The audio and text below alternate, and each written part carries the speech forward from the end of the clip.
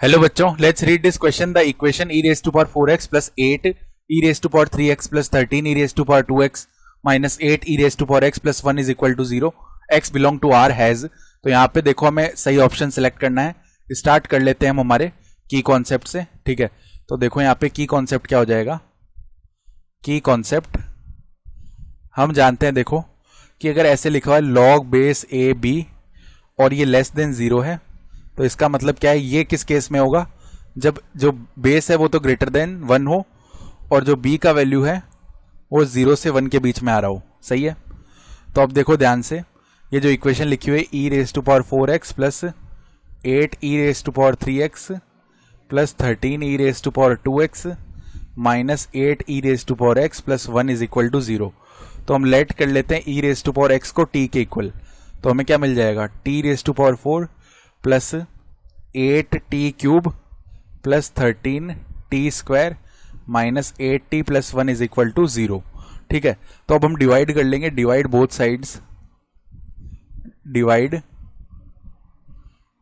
Sides by T square. तो ऐसा करने पे क्या होगा, देखो 2e raise to power 4 upon में टी स्क्वायर यानी टी स्क्वायर हो गया, प्लस में इधर 8t ये बनेगा, प्लस में 13 माइनस में 8t अपॉन टी स्क्वायर यानी 8 अपॉन में t बन जाएगा, प्लस में 1 अपॉन टी स्क्वायर, ये हो गया, ये 0 के इक्वल है। तो फर्स्ट और लास्ट टर्म को कंबाइन किया तो T square plus 1 upon T square बन गया।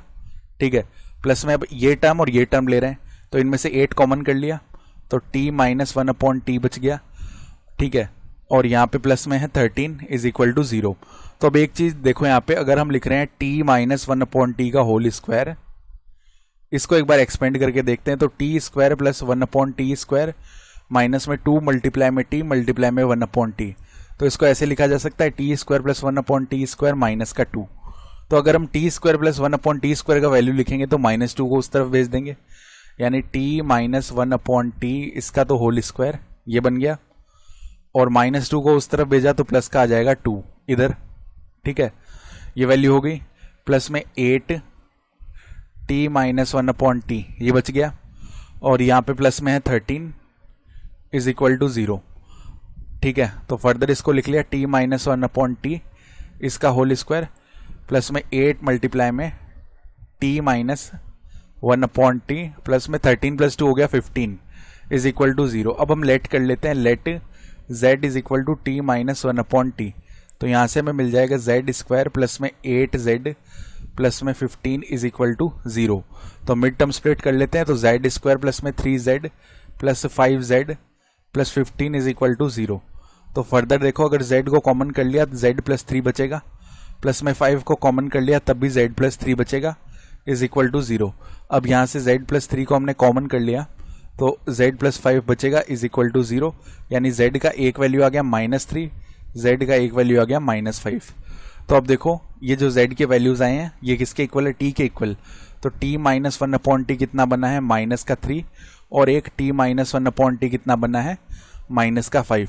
तो एलसीएम ले लेते हैं यहाँ से, तो t स्क्वायर माइनस 1 इसका जो वैल्यू है वो आएगा माइनस का 3t, तो माइनस का 3t, और इधर से क्या बन रहा है, t स्क्वायर माइनस 1 का जो वैल्यू है वो आ रहा है माइनस का 5t। तो t स्क्वायर माइनस 3t को इधर लाए, प्लस का 3t minus 1 is equal to 0, और t square plus 5t minus 1 is equal to 0।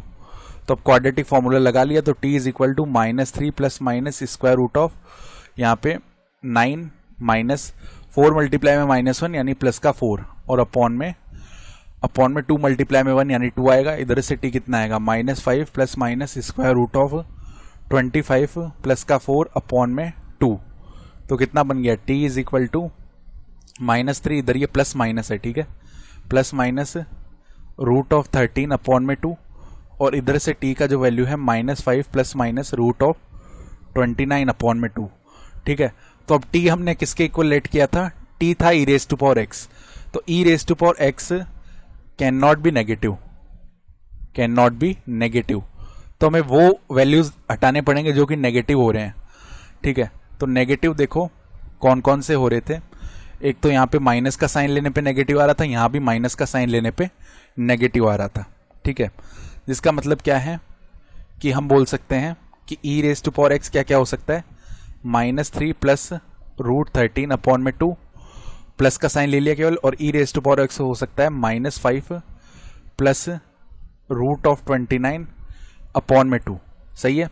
तो अब हम क्या करते हैं, देखो e⁻x लिखा हुआ है तो दोनों तरफ हम जो e की बेस पर log लेते हैं। ठीक है, तो क्या बनेगा, हम जानते हैं एक प्रॉपर्टी ln a⁻b कितना होता है, b ln a होता है।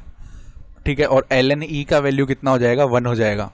तो यहां से देखो ये प्रॉपर्टीज लगाएंगे तो दोनों तरफ अगर log लिया तो x तो आगे आ जाएगा, ln e का वैल्यू 1 हो गया। ये किसके इक्वल आएगा, ln -3 प्लस √13/2। इसी तरह यहां भी x मल्टीप्लाई में 1 का वैल्यू ln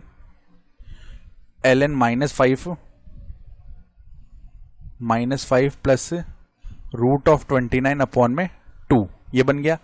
अब देखो जो बेस है ln, यानी कि बेस तो e हो जाएगी जो कि ग्रेटर देन 1 है, e ग्रेटर देन 1 है, और ये जो अंदर आर्ग्यूमेंट्स लिखे हुए हैं ना ये 0 से 1 के बीच में है। तो इस केस में क्या होगा कि ये जो वैल्यू है x इज इक्वल टू ये नेगेटिव आएगी और यहां भी x is equal to negative आएगी। ठीक है, तो हम क्या देख सकते हैं, हमारा जो करेक्ट ऑप्शन है ना वो आएगा, इसके 2 सॉल्यूशंस आ रहे हैं और दोनों ही नेगेटिव आएंगे जो हमने की कॉन्सेप्ट लिखा है उसके हिसाब से। तो जो ऑप्शन ए है ना वो सही ऑप्शन हो जाएगा अपना, 2 solutions and both are negative. I hope you understood this explanation. Best of luck.